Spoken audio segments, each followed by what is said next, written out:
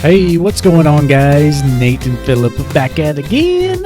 Another episode of the PokeTalk podcast. What's going on, man? Hey, not too much. Have a pretty chill episode today. I'm pretty excited for this one. We kind of talked about this one for a little bit. We've had it on the back burner for a while.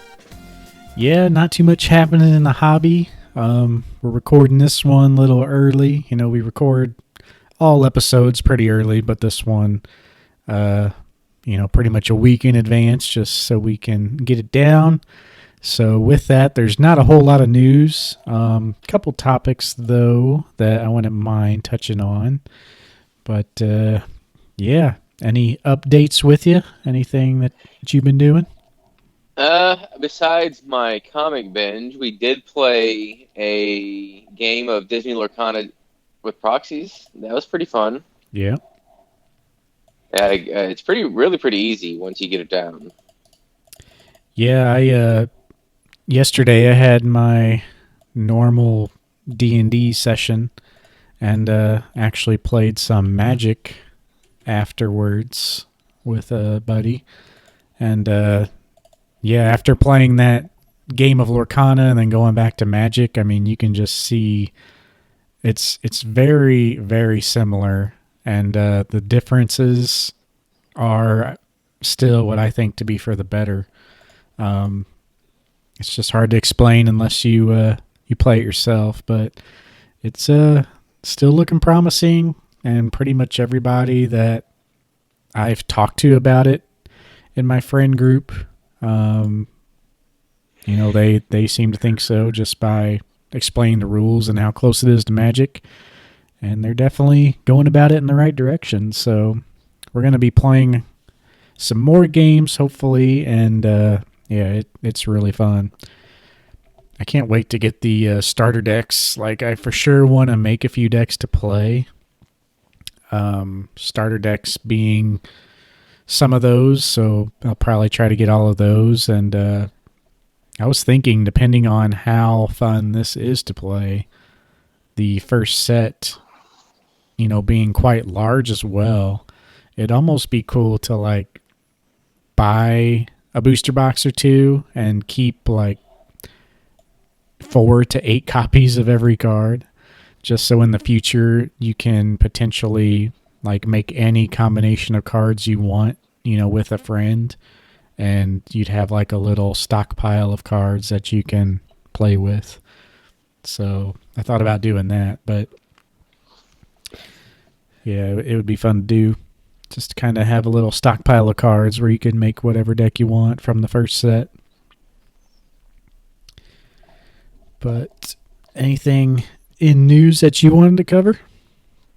No, there really wasn't much that I saw. I know there's been a lot of 151 cards that have been kind of leaked, but we're going to hold off on going through that till we see more.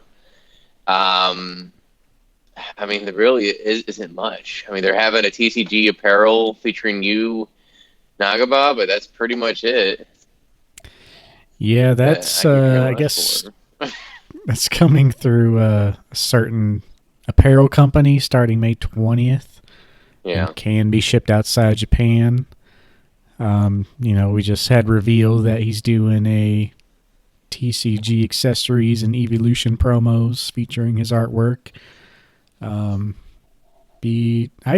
like this artwork, and I like the simplistic style, but we'll just see how much they are. I don't want to be spending, $50, $60 for this t-shirt, but shit, I could get this made for damn near nothing. Just buy the shirt, and it's just kind of interesting how simple these designs are. With the cards, I like it because it's kind of unique and it follows a theme. That's why the cards appeal to me, and that's why I put my name in the hat for the lottery system for the Eevee set he has. But seeing it, like, on a shirt and various other items, I like the one with all the EVs on the front, like, lined up. And it's like you let a toddler, like, hey, child, son, daughter, whatever, draw me something. and then you put that on a shirt, and then you're selling it for like you said, like 40, $50. Yeah. I don't know. I like the style, and it's a lot more than what it looks like. But Mm-hmm. And I don't know what are these magnets that they're selling. either magnets or stickers Yeah, I or can't tell. I can't tell what that is. yeah. What the I will say the black with the mock TCG card's kind of cool. yeah Like the back of the Pokemon, that's kind of cool. It's got the aesthetic is neat looking. I'll give them that. yeah. Looks like they got a handkerchief and socks and got everything. Is there are going to be some people that probably really do enjoy this artist. They will buy a good portion of that line. Yeah. That's what they're banking on, I think. But yeah, I mean, the other news, yeah, we got some more 151 leaks. Like you said, we're going to be probably doing a dedicated episode to that. Um, kind of maybe give an update on where the hobby's at and how this set compares to like evolutions and all that.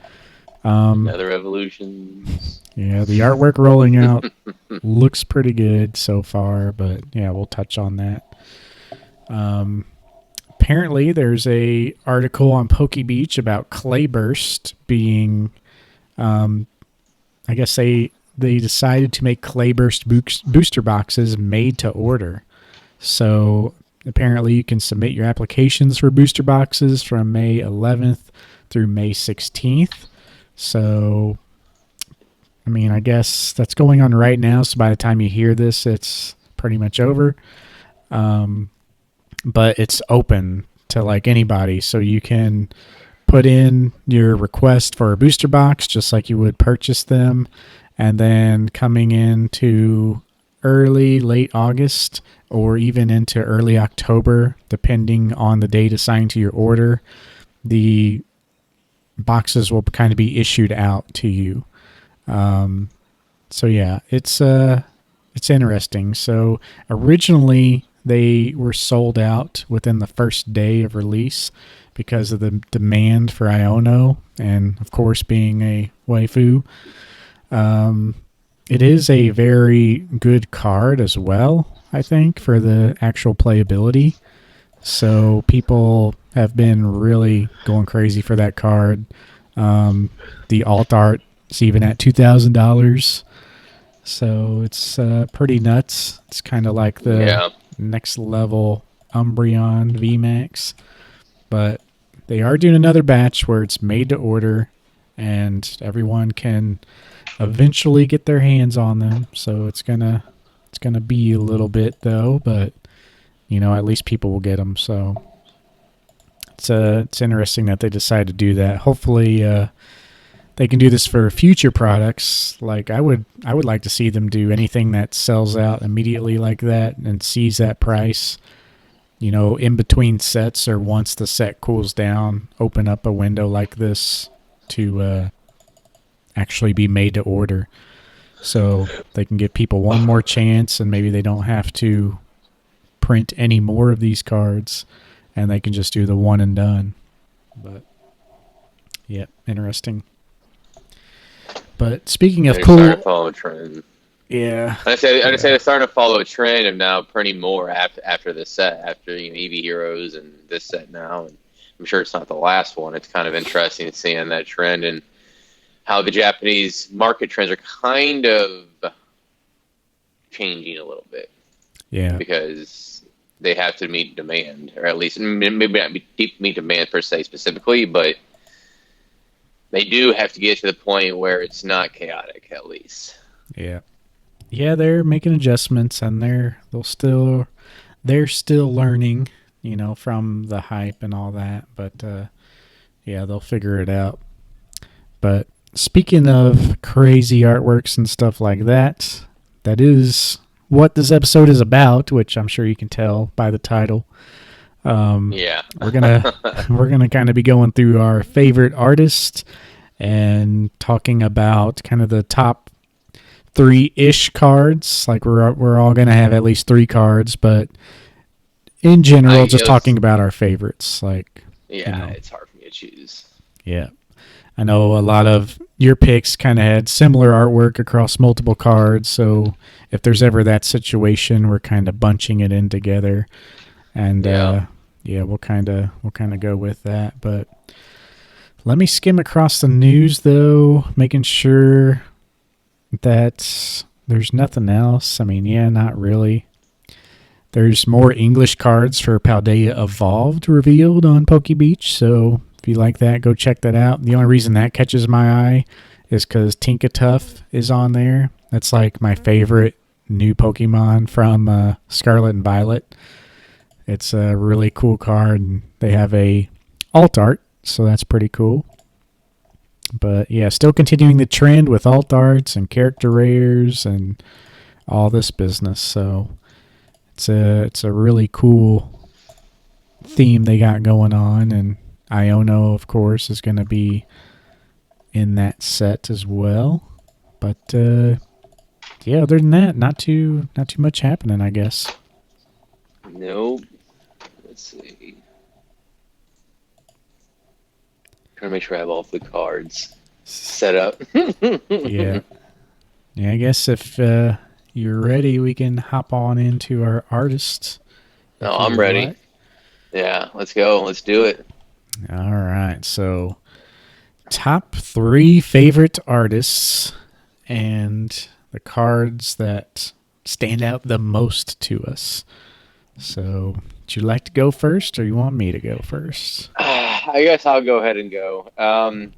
So I'll go ahead and just put out I guess my favorite first. I've talked about it enough times. I think most people already know that it's Komiya. Um, Komiya has been. He was kind of the first one. There was like these artworks. I wasn't when I first got kind of back in the hobby. I really wasn't paying attention to like the exact artists. I just like looking at various cards with the artwork. But then I began noticing a trend of a lot of the cards that seemed to be one of my personal favorites. Like just random commons, uncommons, rares. Like I'm not even talking about like full art cards, just enjoying the hobby. Your 50-cent cards that you just scroll through and can find at any random TCG store that they have in their bulk bin. And that's how I basically came across Kamiya. Just I bought collections. I went to various hobby stores and I pulled out cards. Obviously, ones that I thought I could flip at the time, but also ones that I really really liked that were cheap that I thought would be great to just have a collection, just enjoying the hobby. And Komiya was the it was basically mostly his cards. And I started paying more attention to it, and obviously it kind of developed to having a binder with Kamiya. So Tomokazu Kamiya, he goes back to WotC, to Neogen, um, and his style is what they call primitivism. Um, I know I had difficulty saying that word because the isms. But anyways, um, it's an art movement that basically takes inspiration from themes or stylistic elements of prehistory, tribal cultures, or children's art. That's the definition coming straight from Bulbapedia, Komiya's profile in Bulbapedia.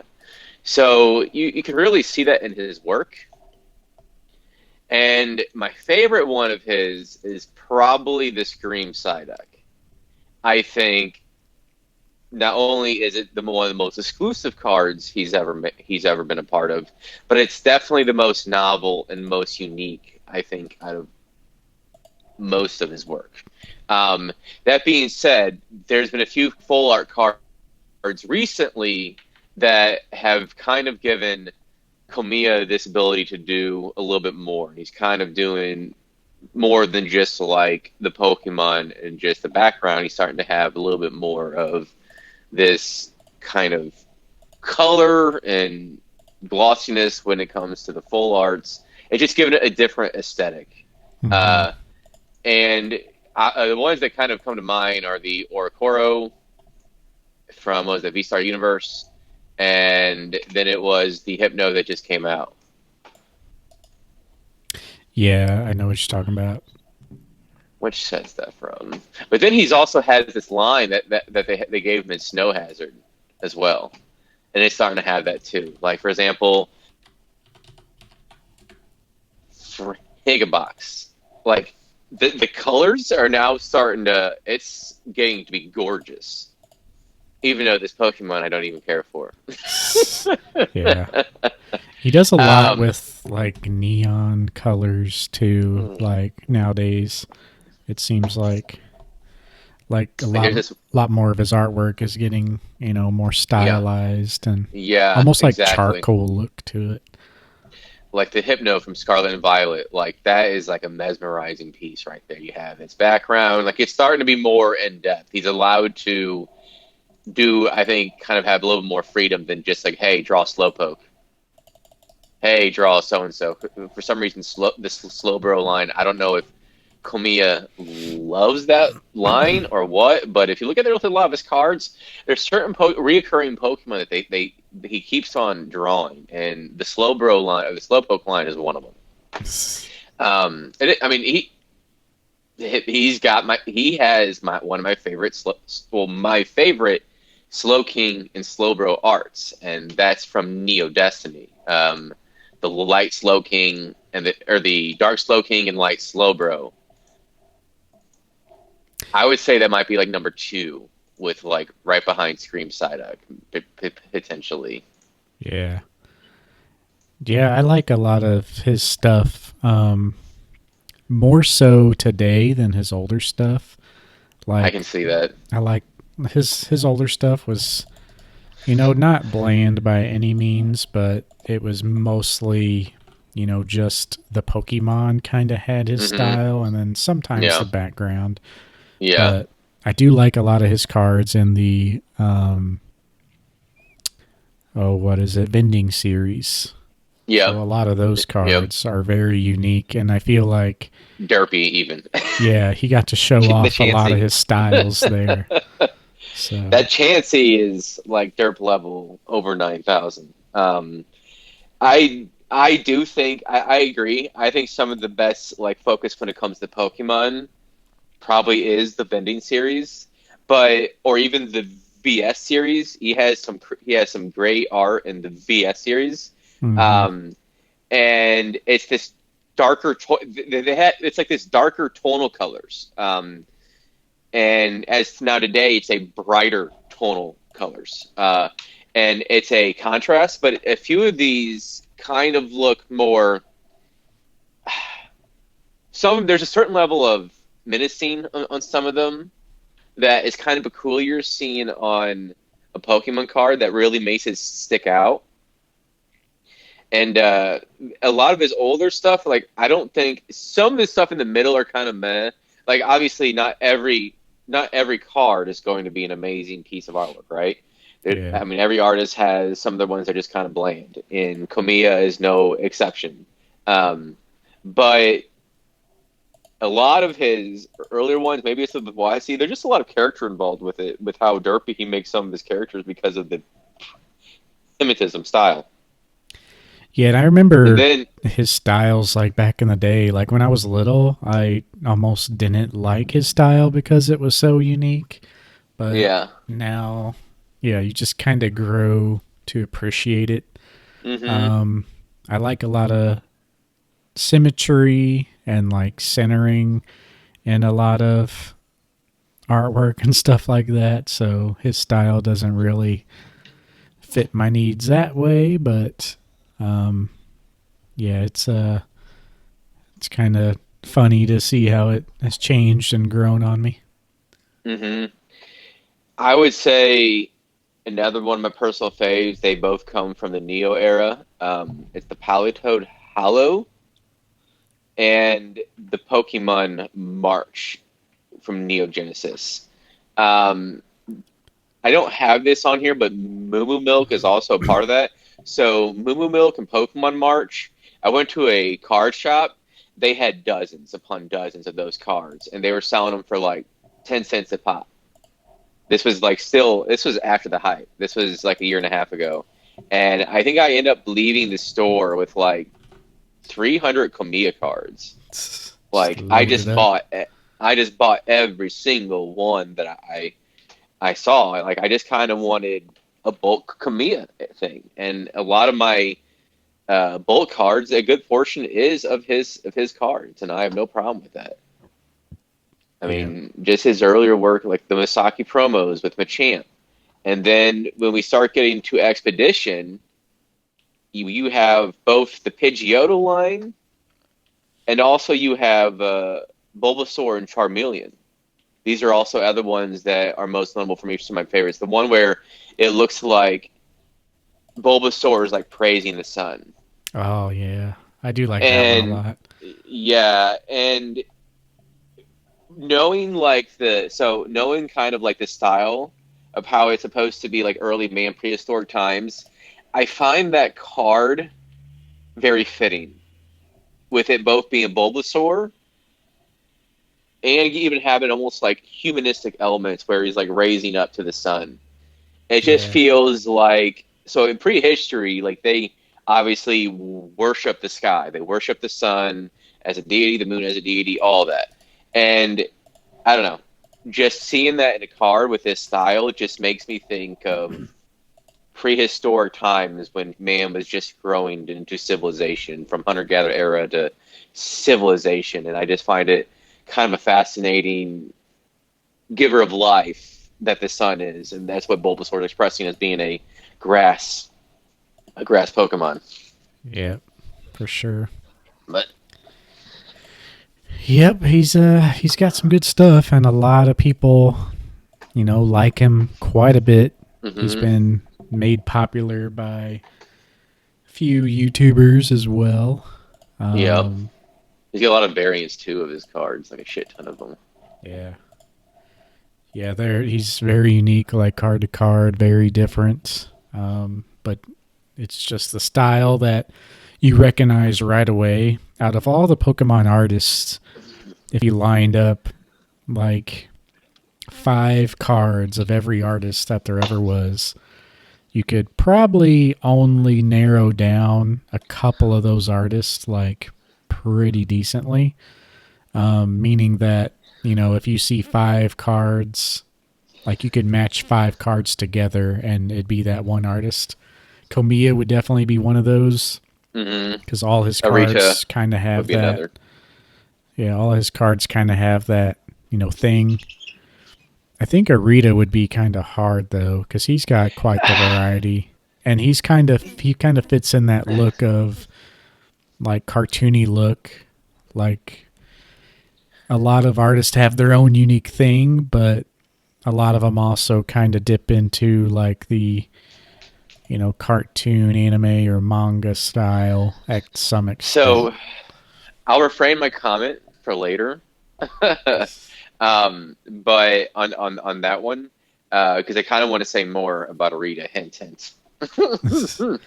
Yeah, But yeah, so I think, so let's just go ahead and go towards yours because I think we covered Kamiya pretty well, and I mean I could go on about Kamiya, about his, the Watsy era specifically, but yeah, yeah.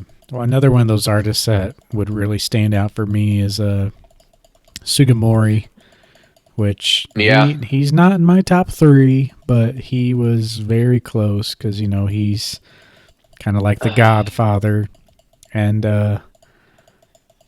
his artwork is the most nostalgic for sure. It's the artwork you see in a lot of the early books, a lot of base set and stuff like that. Pretty much all of the illustrations in the game books, like really just the OG stuff. And his art style is very unique because it's got like that, almost like that brushed look where he has like washed out spots on the Pokemon, like little white spots.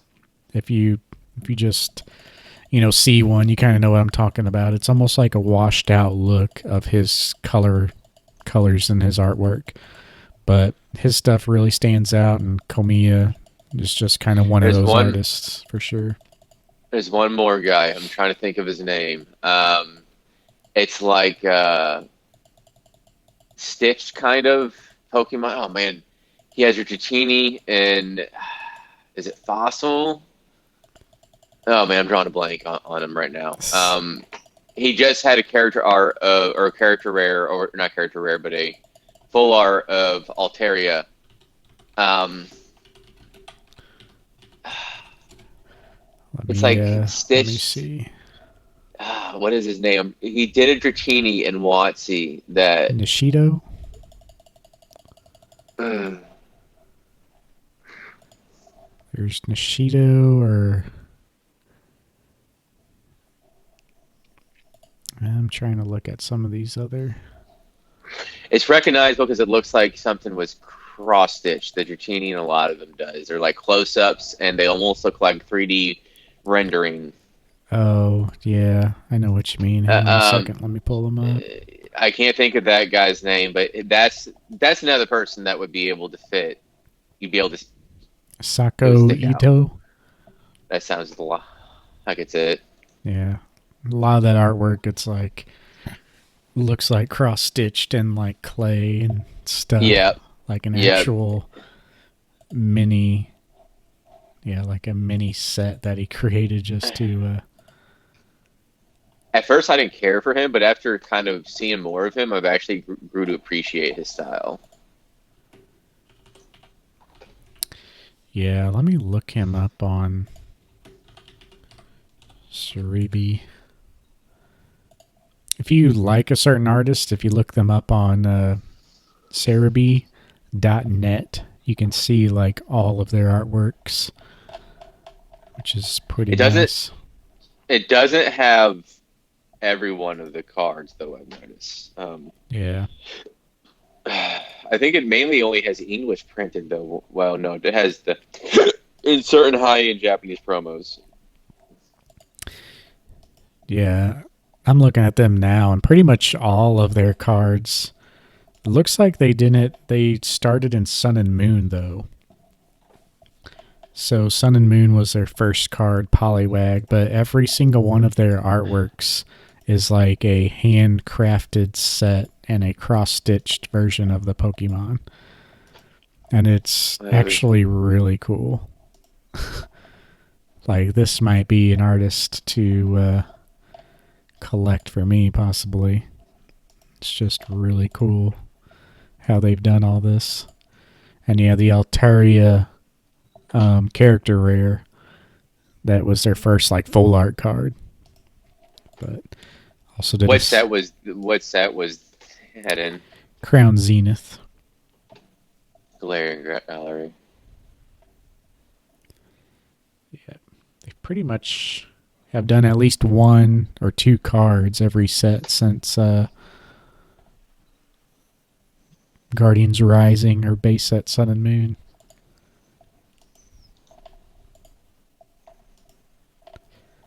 But that is really cool how they did the artwork there. Yeah, that's it. I thought that person was around longer than that. They've been around for a while.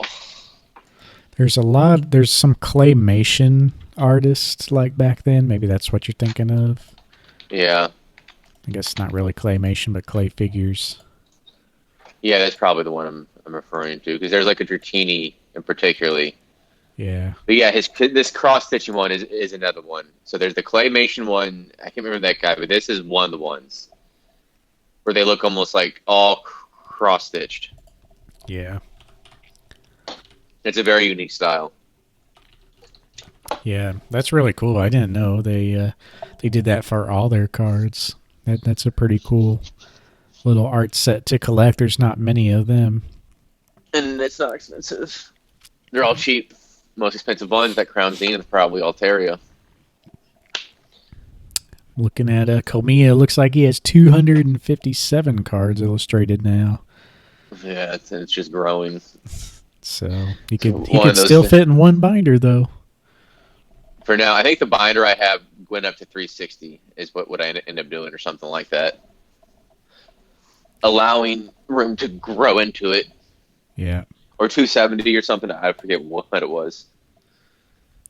Yeah, the 9-pocket ones, they usually go 360. So. Yeah. But yeah, Komiya is definitely a...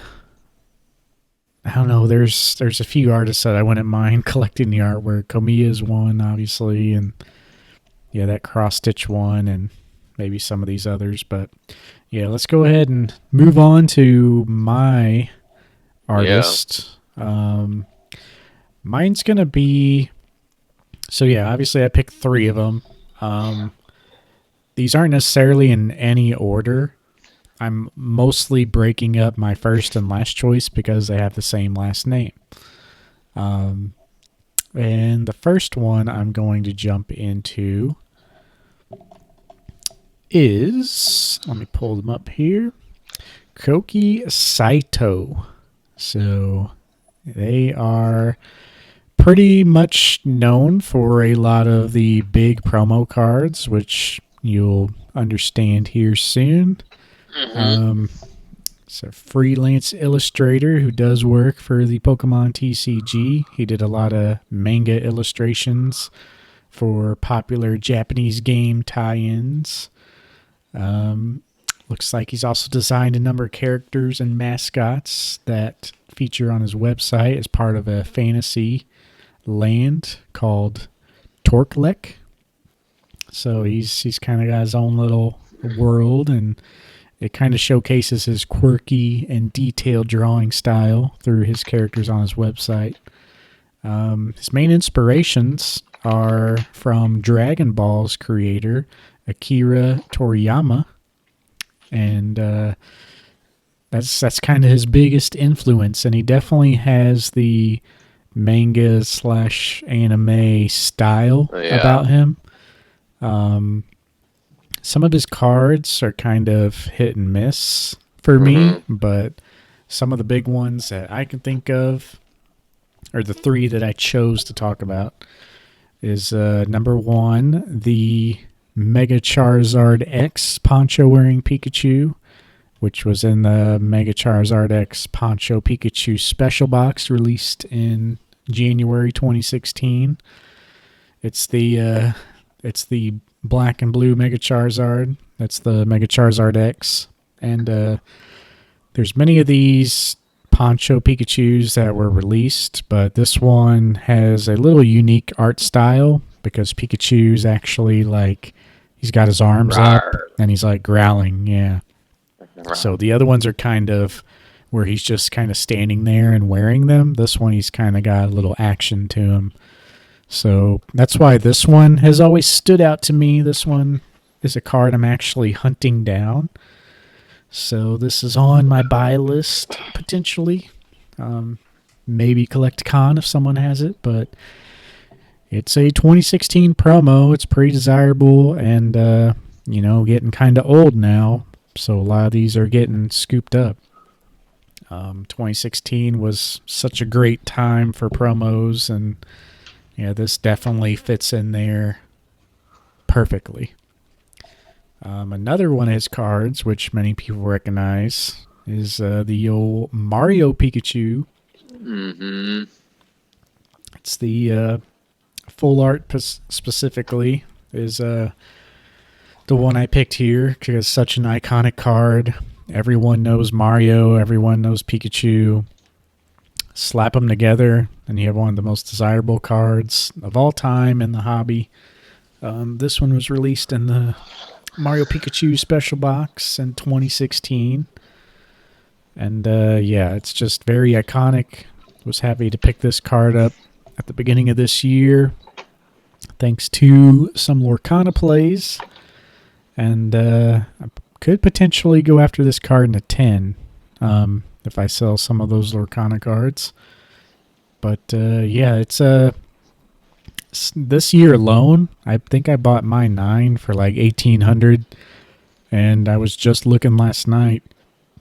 A couple of them sold. TCA Gaming, Rusty, he sold one at auction for 2600. So these cards are moving up, these promo cards. So even though we're kind of at a low point of the hobby and modern's kind of burning out, these promo cards that have always been desirable are still, putting in the work. They're I they're wonder. they're silent, but they're going. With that one, I have to wonder if so. A couple of the 2450 ones just sold too. So I would say it's around 2500, 2550 is probably the market, the eBay market at this point. You could probably get a little better deal if you go elsewhere. You could potentially get a better deal if you go like at a Collecticon. But I think it's pretty clear. Like I know you and we talked about this card in particular. And my estimation was about 3K by the end of this year.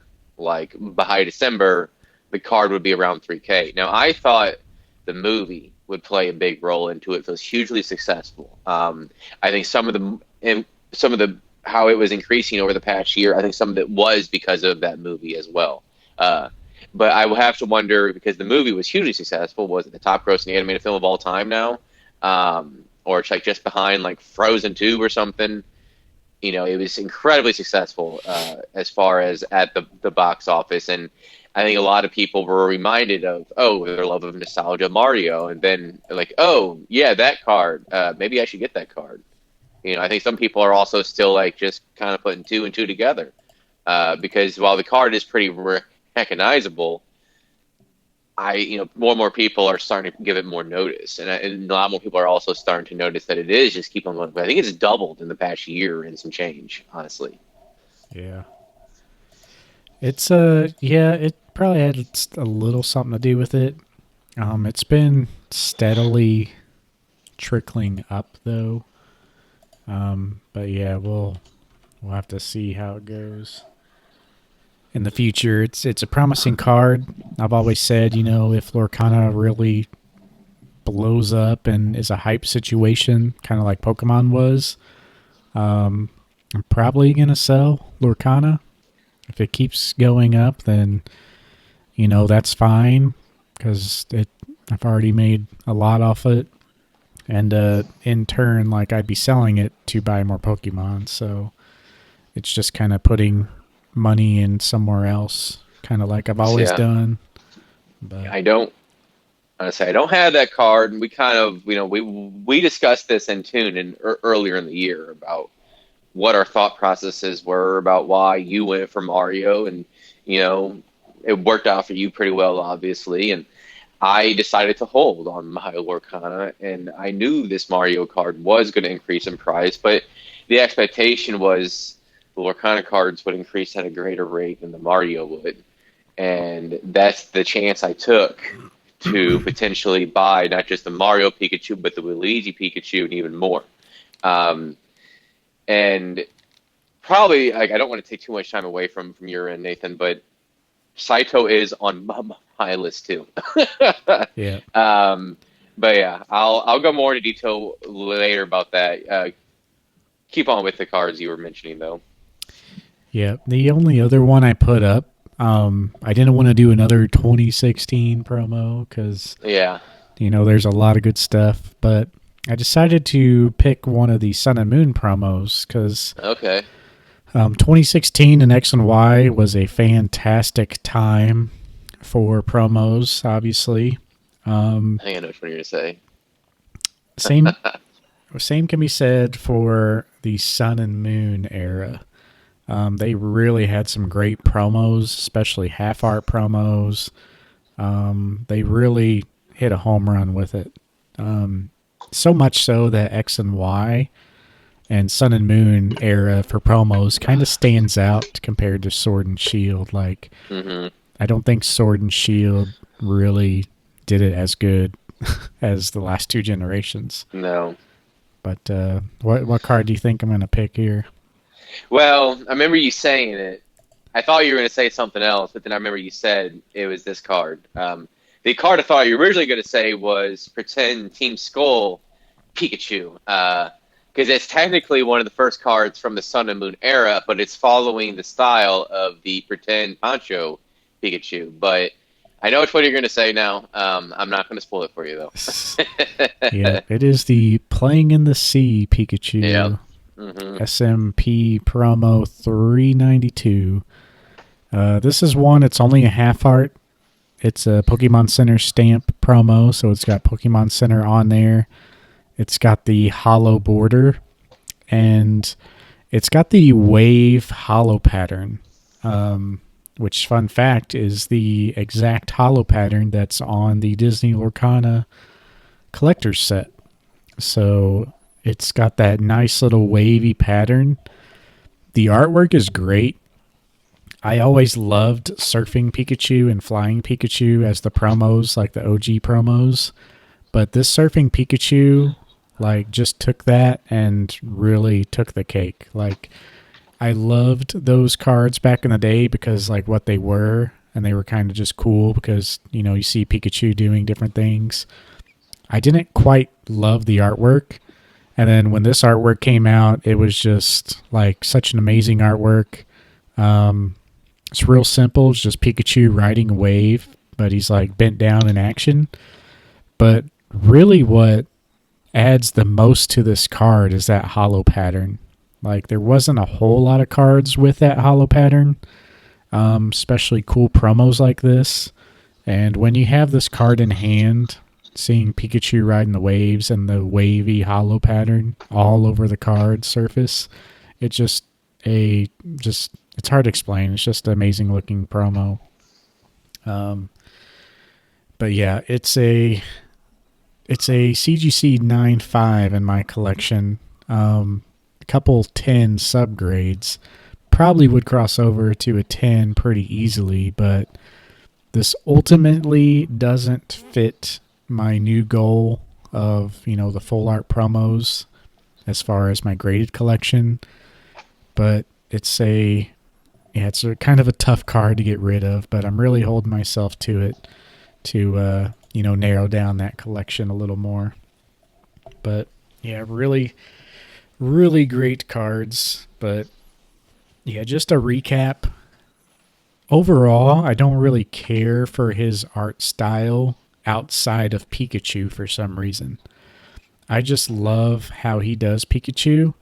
And it's something about that 2016 to 2018 Pikachu. He kind of became skinny Pikachu again. He went from fat Pikachu to skinny Pikachu, and his art style is very cartoony. And that was carried across multiple artists. So it's just the style of Pikachu at that time that kind of was popular. And you really see that with his Pikachu cards, and you'll see that with another one of my artist picks. So, yeah, I just like the way he draws Pikachu. Him and my other artist, do it better than anyone as far as I'm concerned. But So I figure might as well go right into the same artist because he's next on my list. yeah, So yeah, he does kind of have that anime style. It's very up close and personal art style of Pokemon. Usually, there's a energetic tone of the Pokemon. There's some sort of emotion being very visibly expressed, and a lot of times it might be like an off kilter but centered angle of the Pokemon as well. And that's a style that really kind of goes throughout his history. Now, I do agree that he is very top heavy in terms of the appeal of his cards.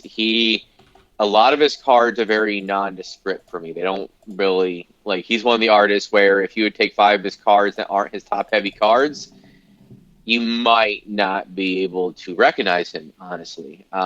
Yes, it's up close, but there's also other artists that kind of do a similar art style. We might be able to guess, but at the same time, we might not be able to guess. But I do think he has a little bit more than just Pikachu going on for him. He did do, for example, the Crystal Charizard.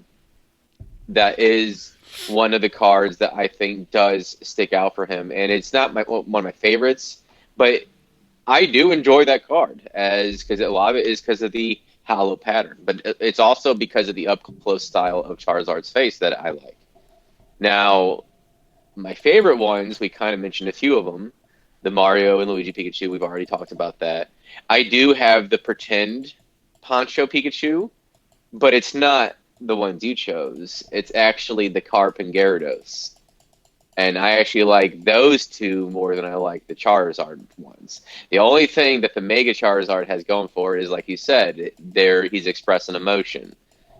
But as far as the aesthetic, I prefer the Carp and Gyarados ones more. And I would say after that, it would be the shiny Rayquaza and regular Rayquaza. Those are I probably will eventually get those. They are on the list to eventually get. And they're actually cheaper.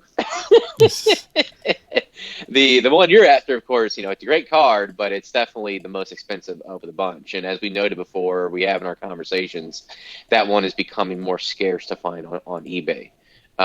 Meaning it's probably going to be pushed up even further as far as the price is concerned. It's already above and beyond the most expensive out of all of them, but that's only going to continue.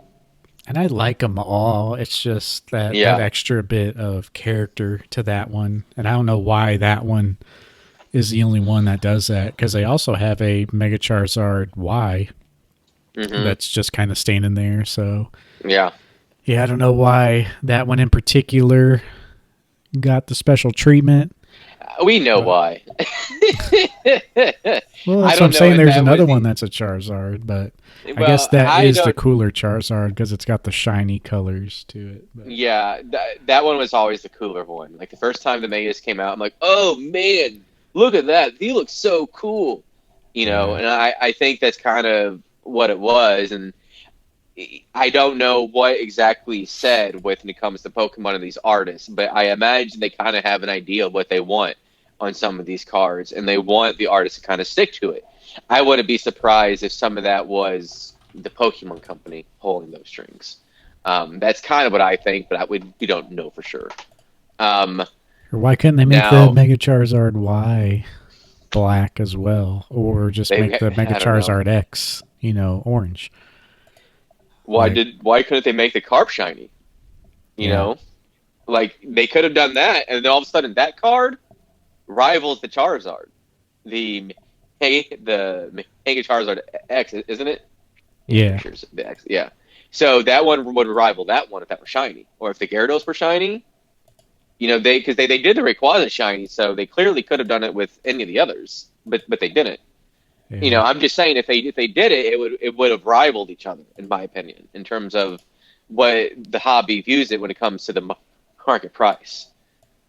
Like I said, I personally love the carp and Gyarados. I just do. For the carp, it's the aesthetic with the background that sticks out most.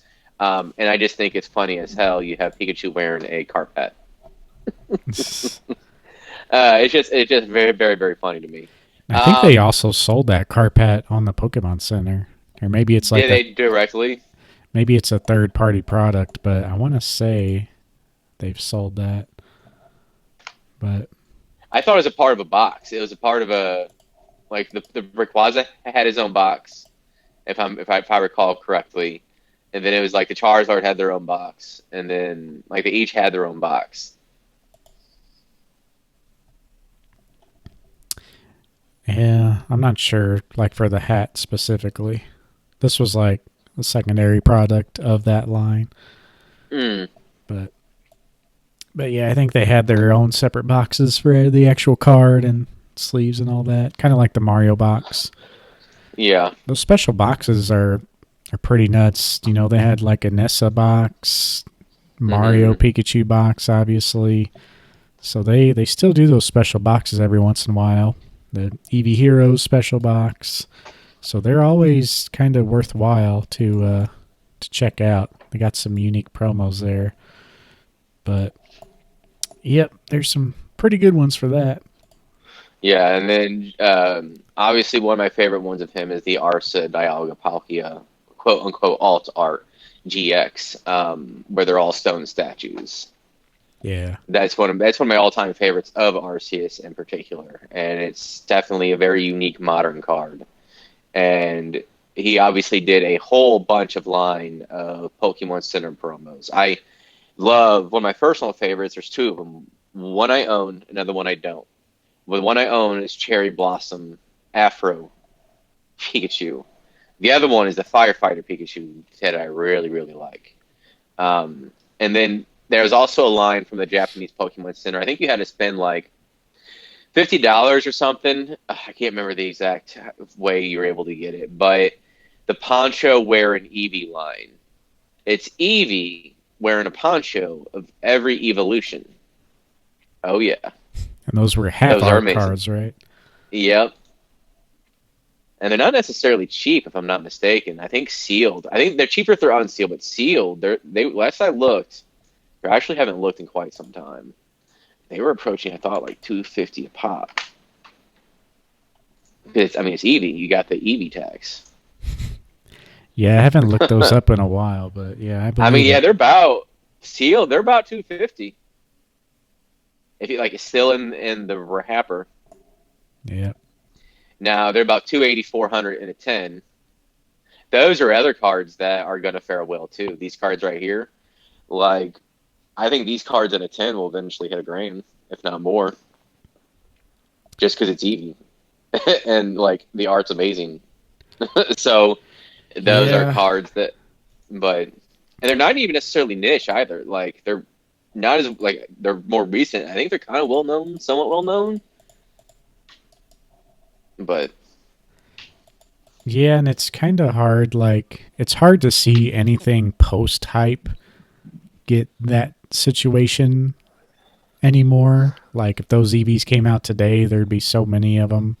yeah, They would be exactly. popular, but I mean, for stuff pre hype like that, I mean, yeah, you just don't know because everything was so much more scarce. Even stuff that we thought wasn't scarce, like that Reds Pikachu that everybody had 20 plus copies of when it came out. You could buy those all day for like $10, and Well, this is where, in my opinion, the demand and desire of the card and the hobby. You get enough people wanting to have a lot of these cards, or keeping more than one, and that's going to just slowly over time shift the price up. You mentioned, how much there were. Well, the Ancient Mew, I think, is a perfect example. Yeah, there's people with a bunch of them, hundreds, boxes of them, yet the the Ancient Mew sealed are keep on steadily going up. It's a consistent amount. It seems like every 6 months or so. 'Cause I've been kind of keeping up to. Last I checked, they were like $40 on eBay, even more if you include the sales tax, probably closer to 40, not 45 with that. And I mean, last year I was able to get a bunch of them for around 30, for example. Now I'm sure you can find those deals sealed. But it just seems like those cards sealed, I think eventually will hit again over 100 plus. I really do. It's going to take some time, but those are cards that are so popular in the hobby that just over time the card sealer is going to keep on going up, even though there's a lot of them. yeah. Yeah, there's a lot, but yeah, it's just all down to demand, really. So it's definitely weird. It's just one of those things. Like, Yep. yeah, there could be a ton of them, but the demand is Hmm. just could outlive it. So, Yep. And just the last one I want to mention is he did the Arceus AR4. I got that one in a 10. I don't know if it still is. I'd have to check the pop report, but for the longest time, it was the hardest to grade. And I think it's one of the top two art in the entire AR line, with the AR5 being another. And I will mention who that one is by on my next turn. yep. All right. Well, I guess for my next artist here, I am going to move on to Masakazu Fukuda. Okay. I think I pronounced that right. Masakazu Fukuda. So he has been around a while. His main stretch of cards really shined in the EX era. So he had some early stuff. Let's see, what was his first card in?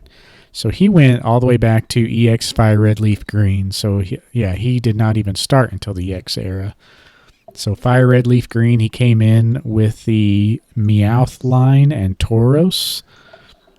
And then his fourth card he ever made or designed for Pokemon was Torchic Gold Star, or Trico and Mudkip as well. So all three of Hmm. those. So pretty much jumped right into the heavy hitters there. It was not a very popular point for Pokemon, but he powered through. He made a lot of artwork in the EX era. He does have a unique style, but it's kind of hard to spot. It's more of the action of the Pokemon. So he has kind of like the anime manga style, kind of cartoony looking, like many have. But his key features is like the background or the action of the Pokemon. He always draws the Pokemon in action doing something, it seems. So kind of unique in that way. It's very action-packed scenes most of the time. Just pulling from random, here's a Delcatty. He has like leaping through the forest. Blaziken looks like he's getting ready to power up a Kamehameha. He's like bending over in crouch position. So very, very action oriented. But yeah, he worked with many game companies in the 90s before becoming a freelance illustrator and been providing artwork to Pokemon Company since 2003. He holds many artists in high regard and has several interests. He's a fan of many animes. Let's see, he favorites manga artists from Otomo, Shiro, Toriyama. He's got a whole list of inspirations here on the Bulbapedia. But he's a keen biker, engages in wide-angle photography, and enjoys electronic music. So weird that they have those details in there. But yeah, his art style, I could just kind of explain it by that as just kind of being very action-packed, cartoony yet action-packed. A lot of my love for him really comes from the Gold Stars. He's the Gold Star guy. So pretty much all the Gold Stars are, Fukuda. That's the man. Obviously, the one that stands out to me most is Charizard Gold Star. My opinion, this isn't just because it's an expensive card. It is, in my opinion, probably the best artwork of all time for Charizard. It's like a very ominous looking centered Charizard. He's black, shooting like red and black flames. Looks like it's at nighttime. The card itself is black because it's a dark type. So not only is it a shiny Charizard, making him black, but it's in the EX Delta species set. So it's where the Pokemon is a different type than normal, and they just so happen to make him dark type. So that combination just really sets it off for me. And, this was kind of one of the grail cards, this and Skyridge Charizard, when I was really getting back into collecting. Gold Stars were kind of the holy grails of the hobby at that point. And they still are for some people. But, yeah, this Charizard in particular just has so many memories tied to me. I don't know if I told the story before about when I bought my first Charizard Gold Star, which is the one I have today. But they had I think it was V-Stock. Like when V-Stock was kind of relatively new, they opened one in like South County. And this was like, I don't know, probably late 2000s, maybe 2011 at the earliest. But I went into that V-Stock. This is when I was like getting back into Pokemon pretty heavily. They had a Charizard Gold Star there.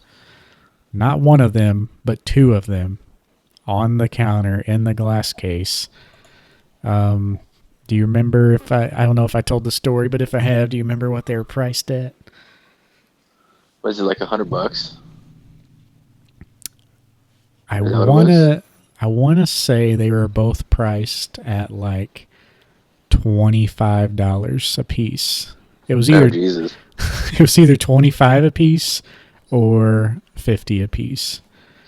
Whatever the situation was, if they were priced at 50, I basically like could buy both of them for the price of what one of them was going for on eBay. So it was either they were both listed at 50 and they were going for 100 on eBay, or they were both listed at 25 and they were going for 50 on eBay.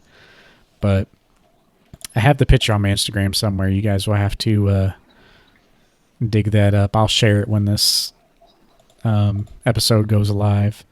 But yeah, I was like, oh my God, that's such a great deal. And I bought both of them immediately, of course, and within a week sold the lesser condition one on eBay. I just threw it up on eBay like, man, I basically got this Charizard for free. So it was all about the grind back then. The thought in your head to, why not keep both? Never crossed your mind. It was like, ooh, I could sell this and buy another gold star. So those were the Yeah. days in that Charizard. Like, I, for some reason, had the thought to take a picture, so I still had that picture, which is a great little memory. But yeah, this one sticks with me for sure. Kind of speeding things up though with the other gold stars that I like. Mewtwo comes up. That's Mm. probably one of my favorites. That was actually my very first gold star card I've ever gotten. This was probably before 2011 for sure. Got that from a friend that I played Magic with. We played Magic pretty regularly, multiple times a week if we could. He had a random Pokemon binder that he brought over because I told him I was kind of collecting Pokemon on the side, and this Mewtwo Gold Star was in there. And I knew it was different. I knew it was shiny, but I had no idea what Gold Stars were at that time. So seeing that card and like wanting that card and trading for it, I can't even remember what I traded him for. Probably some Magic cards. I think that's what you said in one of your stories. Yeah, but yeah, that's what sparked my interest, and that's how I found out about Gold Star cards. And I still have that Mewtwo Gold Star card as well.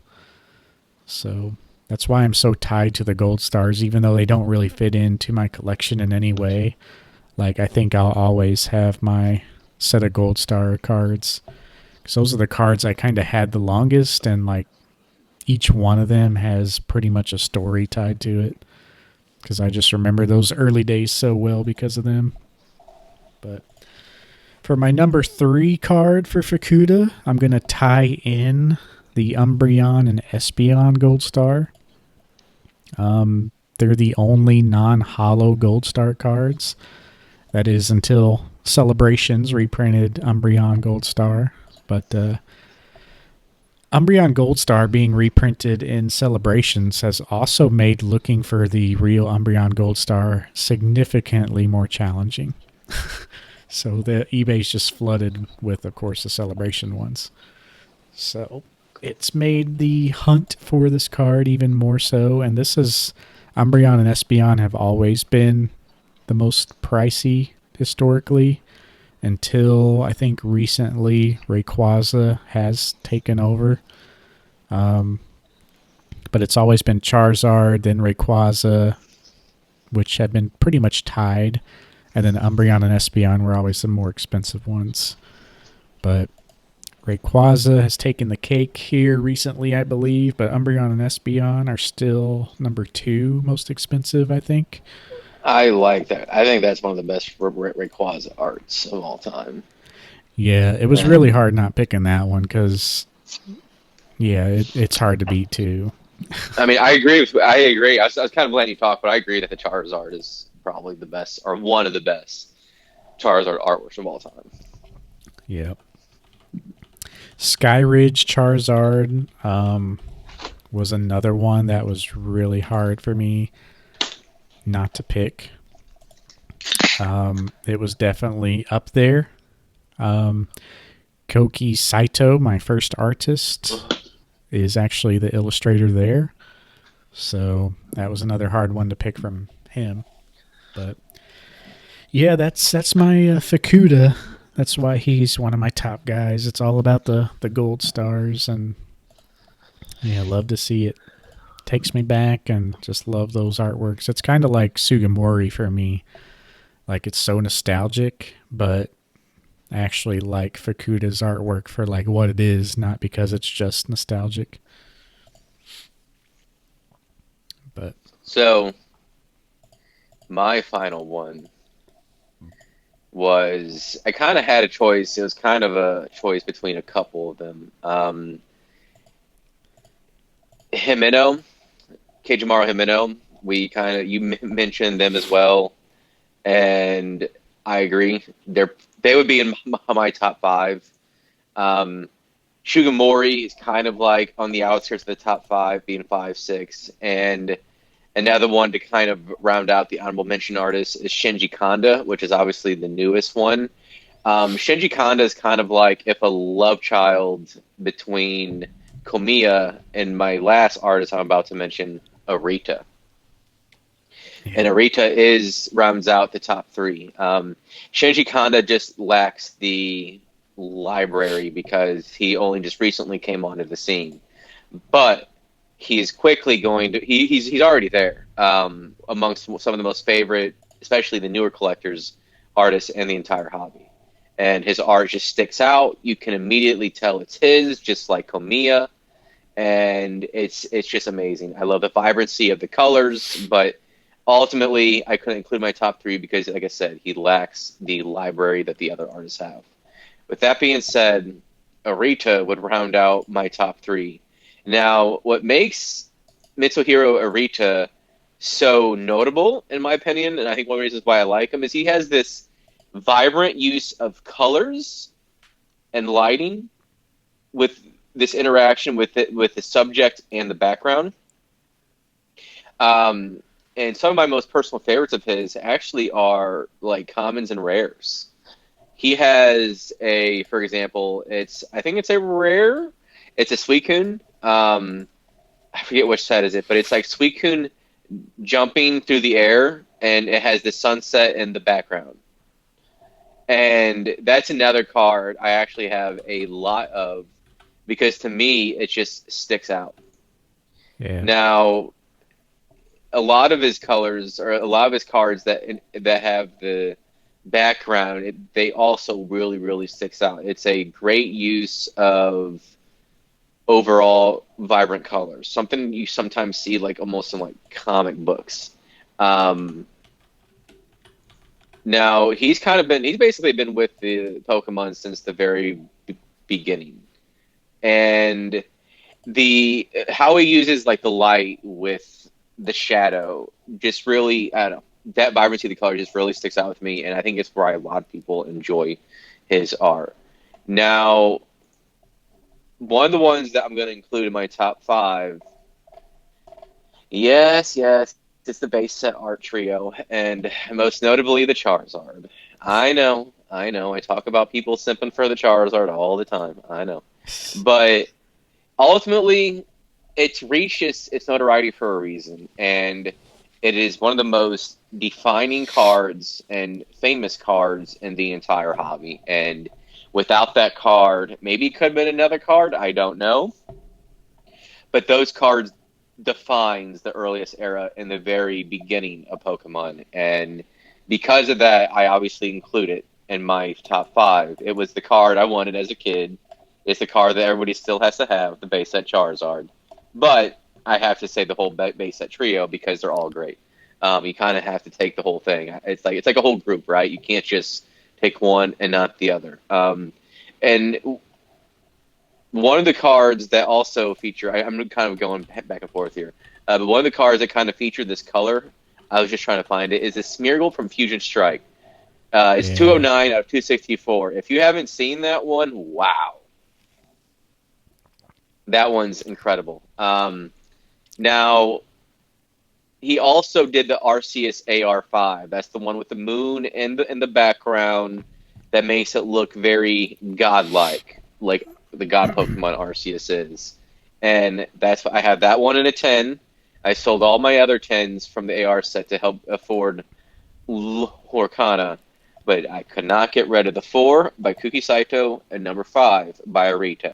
Those are my two favorites, and if I just have those two in 10s, I'm good. I really Yeah, he's am. got Like some good stuff.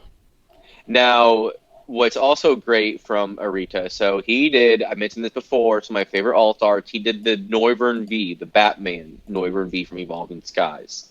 Um, Now, let's see. What's the other one? Oh yeah. Lest we forget the Test Tube Mewtwo GX. Oh yeah.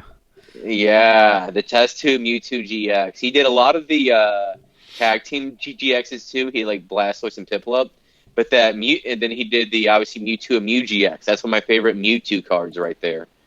Is a Mewtwo and Mew when they're both like with each other. I like the alt art, like the promo more, but I still love both of them. Now, I lost my train of thought.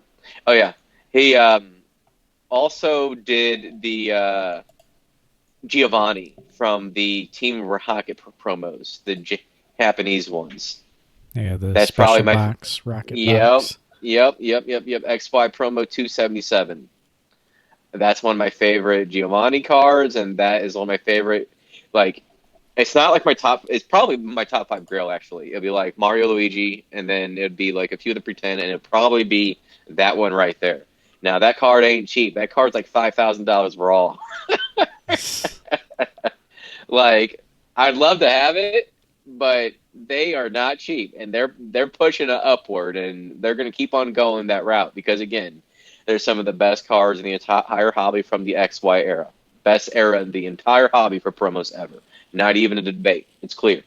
Um, and a few of my other ones that I like is I love his Houndoom from Neo Rev. Is that the one where he's You, like barking up at the sky? yeah, with like the dusk in the background, like Yeah. almost like the sky's on fire and you see like the night in the background. I actually had to get that one in near mint whenever I was getting those cards. I had to have that one in near mint. Yeah, that one's And pretty then good. yeah, he did a lot of the full art secret rares from the XY era, like the ones that feature Mewtwo. He did the Gyarados EX with the shiny Gyarados with the Greninja in the front. Nice. I mean, yeah, I mean he just did a bunch of cards. Like there's just a lot of. I mean, and he did the stamp promos. We're both big. I prefer the Cramorant. You prefer Yeah, the the Pikachu. Pikachu looking back, hmm Beauty looking back. I do love it how he was inspired by older Japanese art. Yeah.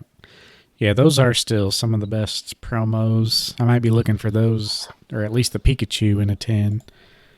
I just really need to see how the selling goes. But Well, we're both kind of just hating here. All of our money's in Lorcana, more or less, and when it comes to the hobby, or a good portion of it, like that's why I haven't been talking too much about what I bought because I mean, there's a lot of cards I want to buy, but I'm holding off. yeah, just waiting.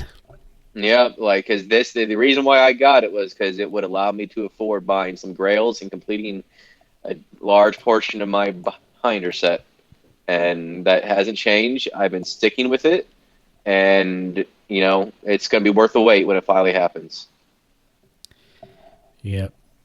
But My last artist um, shares a last name with another one. It is Naoki Saito. He's still very active in the Pokemon community, still doing cards. Um, yeah, just very, very cool stuff. I'll probably not say too much about him because his art style is very similar to the other Saito, Koiku Saito. So yeah, it's kind of very anime look. A lot of good promos from 2016. He was able to, you know, get a hold of and design for Pokemon those cards. Um, waifu. he's got some waifus. Um, yeah, the okay. I guess I'll just start there. He there's two cards that I really like that stand out more than others, but my third category is his character cards. I really like his style of characters, how he does all the characters. He does quite a bit of artwork for the characters. He actually did the Post Malone V when Mm. that was a thing. But yeah, he does have a lot of the waifus under his belt, you could say. He's got Marnie. He did the Sword Shield promo, or Shiny Star V, I think it was in Japan. He's got that full art Marnie. He did the what other waifus? He got Olivia. Gloria, Olivia's a big one Olivia. because that one, I mean, that's pretty. I mean, that's actually like an actual woman, not like somebody with ambiguous in age. And that card, I think, is like $100 or something like that. I forget what it was. I was curious because when I was going through like a bunch of like cards one time, I just came across that one. I was just curious, like Jesus, and I was curious Yeah, how much it was going for, and it was like 60, $70. I'm sure it's probably close to 100 now. yeah. He did Sightseer.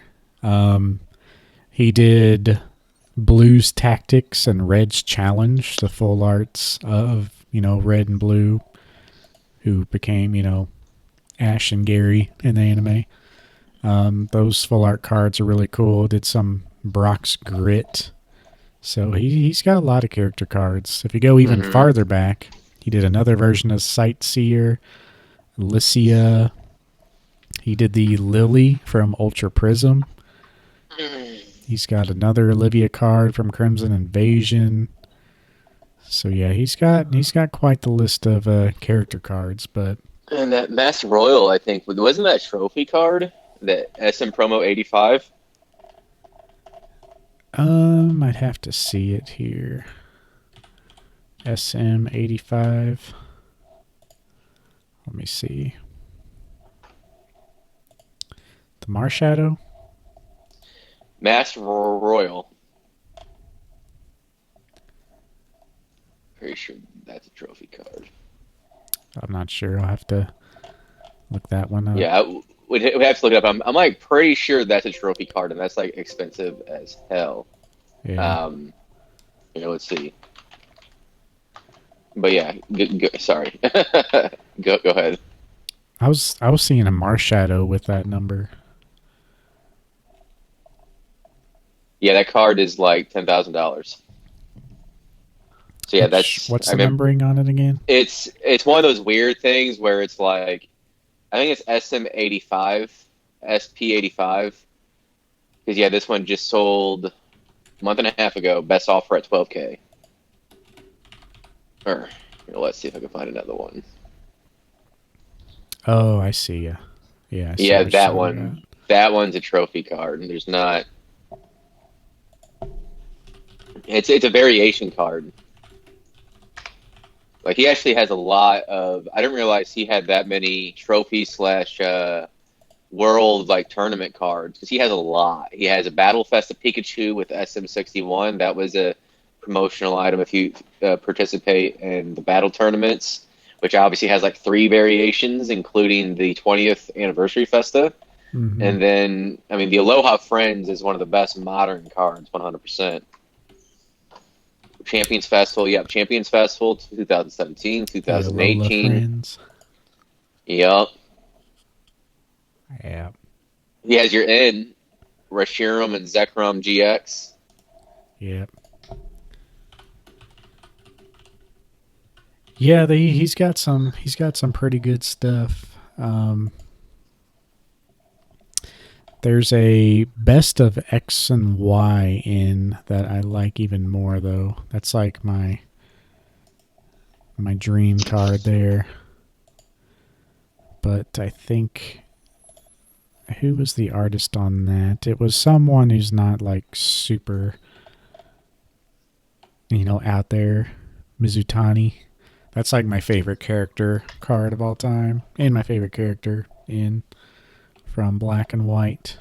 But yeah, kind of getting back on topic though. Um, Naoki Saito, he's got some great stuff. I really like his art for the characters themselves, and that kind of goes into my number two card, which is funny. You mentioned the special Rocket Box Giovanni, because the other card in that set is the next card that I'm picking. It's the Here Comes Team Rocket Mm, promo. mm-hmm. It's the one with like Meowth, Jesse, and James on Yeah. it. Also came in the Rocket Special Box. So very, very expensive. It is on my list as a Grail. And just speaking to his character art style, that's why I like this card a lot. And I don't really care for the Giovanni, actually. I like the how Giovanni's positioned, but I don't like how like Persian is kind of at like a weird angle in the artwork. But as far as this one goes, I mean, it's got everything that like appeals to me in like an art style. So I'm kind of weird with the centering or symmetry, and yeah, this one really stands out. Could definitely be a little waifu card there with Jesse's midsection there, but there's a quite the emphasis there. But yeah, it's a great card. It's a S or no, it's XY promo 278 if you want to check that out, but very pricey. So the number He did a 20th one, anniversary festival. yeah, the number one card, as a matter of fact, is yeah what you just said. I stole your thunder, my bad. It's the 20th anniversary Festa promo, which is well documented as my favorite card of all time. I mean, if you guys don't know what I'm talking about, search XY promo 279 right now, because pretty much well regarded as one of the best of all time. It's got the 20th anniversary stamp on the card. It's a full art card with Pikachu front and center doing like a little hooray jump. 20th anniversary medal in the background. It's got confetti all over the card. And if that's not good enough, you got Bulbasaur, Charmander, and Squirtle right there in the background, jumping for joy as well. So, classic card. This card, to me, I don't think it'll ever be topped. Yeah, I mean, we've spoken on this many times already. Just captures the essence of a great promo card and the spirit of the hobby and everything all at once. So, my favorite artwork of all time, my favorite card of all time. I got it in a 10. Probably never gonna be leaving me, so I'd actually probably buy this card in a 9 and still keep the 10. Like, that would break my rules, but normally I sell 10s by 9s. This is one card that I'm keeping no matter what. He did that Venusaur EX. That one's pretty cool. Yeah. Is that the one with He has a Venusaur lot and of good stuff. Charizard fighting? No, not that one. The actual EX. Oh, he did the Arceus XY promos from the Black and White Radiant collection. I did not know that. Those are great cards too. Yeah, he has a lot of good stuff. Yep. So there's one more artist I want to kind of give an honorable mention to. If the Saito artists, they're both pretty similar to one another. It's kind of weird, having the same last name and kind of ish the same art style. But yeah, that very cartoony, skinny looking Pikachu. But if I had to swap one of those, I'd probably make room for Sao Sao. And that's someone we haven't mentioned yet. Sao Sao has this very unique art style. It's almost like a mix between drawing and color pencil type look. If you ever see one of the cards, it's just SOW, SOW. That's how he signs, or that's how he signed under the illustrator. He's got a very unique and peaceful look to a lot of his cards. A lot of his cards are very action-filled as well, but more calm, if I could relate that well. It's kind of Pokemon in their natural element, blending into the scenes, and he's essentially like the Fukuda of, modern cards. He doesn't have like the same art style. Like I said, it's more like a color pencil, watercolor type look, or pastel colors. But his Pokemon are very action-filled like Fukuda, but whereas Fukuda is more aggressive, mean-looking, he's very much so like peaceful, chillin' feeling. So I really like his art style as well. So Sao Sao is pretty much right there up in the ranks for me, as well as Sugimori, just for being the OG.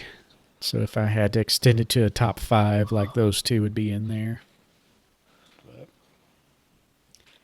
And I could also say, like, Sao Sao's art in general, with pretty much all these artists that I mentioned, I like some of their cards, maybe majority, but Sao Sao, pretty much every one of his styles, like, I love. Like, there's not really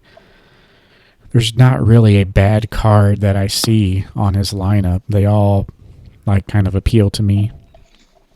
The ones that don't appeal to me are like Shining Fates baby shinies because they're so Yeah. blank looking. But yep, he's definitely a one of my top artists. He didn't even start making them till Forbidden Light. So yep, that pretty much does it for me though. You got anything else to add for the artists? I think I mentioned the other ones. Obviously, like Shinji Kondo was the other one. Himeno. I think if we could really discuss some of our top artists, and the Saito, I didn't realize did a lot of those art cards too. They've done quite a few.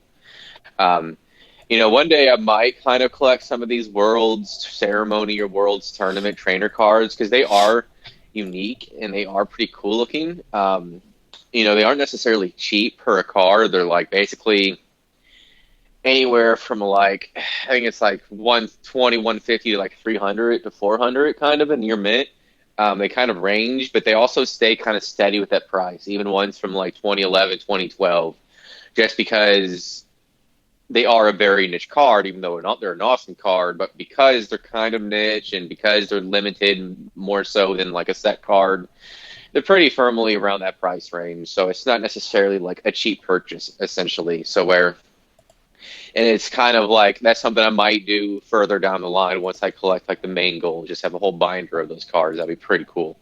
Yeah.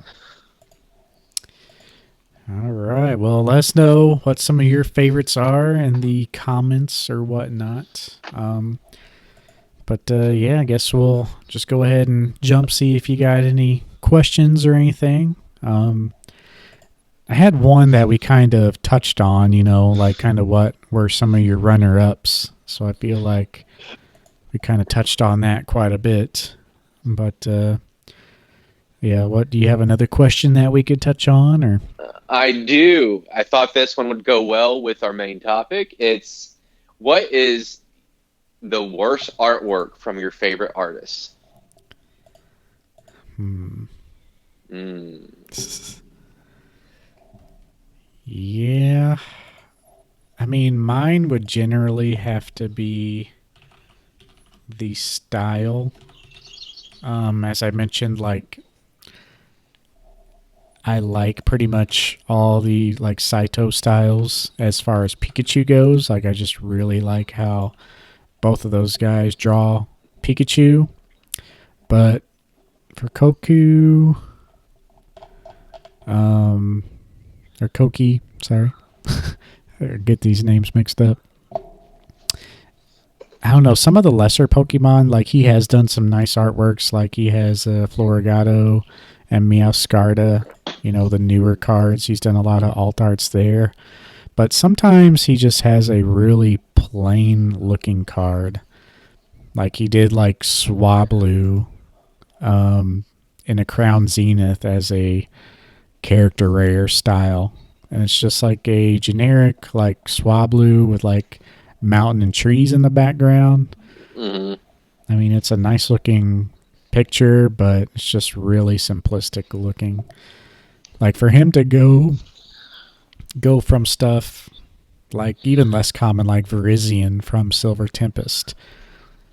She's like standing on a field on a rock with like the sun rising in the background and just the colors and the way the sun's shining right behind her. It just looks so cool. And like I think that card is just a normal rare in the set. So it's not like, the more basic the card, the more like the less rare it is. But like every once in a while, he'll just have like really kind of plain looking, and just seeing what he can do with backgrounds and stuff. Like, really, really makes it hit or miss when you see like a really plain looking card. He did the Lugia and Ho-Oh from Celebrations, which are pretty good. Um, Pretty much all the Shining Fates baby shinies look bad to me, so those are probably the number one like worst card for him for me, because they just don't do a good job. Like, there's no background on them; it's just like shiny Mm-hmm. stars and stuff. Um, so yeah, and yeah, all the other ones kind of have the same problems too. It's just kind of every once in a while they do just like basic. Maybe they're in like a rough patch as far as their creativity. But Mm-hmm. as far as Fukuda goes, he did do the art for Greninja Gold Star as well. I really like how he's posed and like actiony, just like that, normal Fukuda style. But again, the background just kind of, sucks. It's just kind of a glowy background, and that's about it. So could have done a lot more there. I know a lot of the gold stars are kind of that way, but again, he has some baby shinies and shiny fates that are just kind of eh. Um, Mew SM promo number 215 looks really derpy. But yeah. It's hard to pick out like what's the worst, but I mean you can tell like there's Fan Rotom from Ultra Prism that's really basic looking. You can tell they just kind of drew the Pokemon and just threw in stuff from the background. And then you Yeah. have stuff that like surprises you, like XY 241. It's a random Larvitar promo, but like it's very full of color and flowers, and Larvitar's holding a leaf in his hand, smiling, and even the flowers that are closer to the observer in the picture are kind of blurry, like they're out of focus. So just really, really good detail on some of the most simple cards, and then others are just like really bland. But yeah, what about you? Any bad cards stick So out for you? yeah, I so the first one is gonna be Kamiya. To me, it's the Galarian Slow King V from Chilling Reign.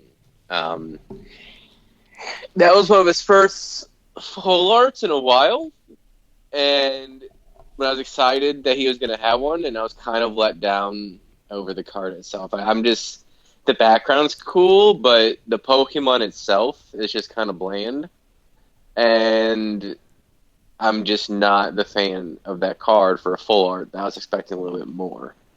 I guess some of it is potentially my perceived expectation, and I was kind of let down, and so that kind of makes me judge the card a little more harshly.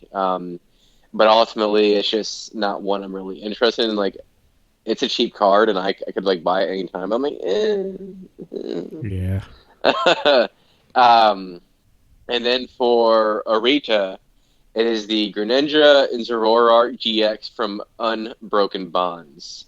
Now, I don't know if you've seen that card, but it is for a card that features Greninja and Zoroark.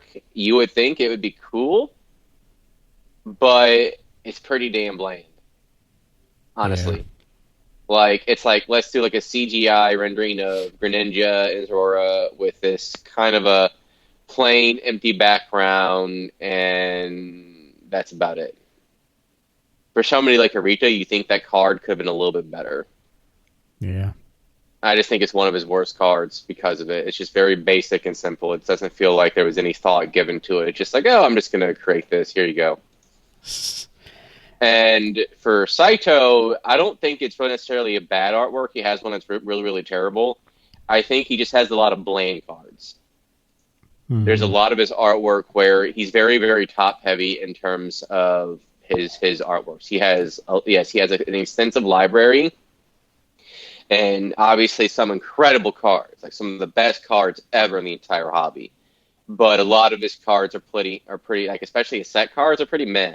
Like I would never collect his cards for that reason. Yeah. Yeah, and they're all, everyone's kind of hit and miss, with Yeah, their absolutely. style for sure.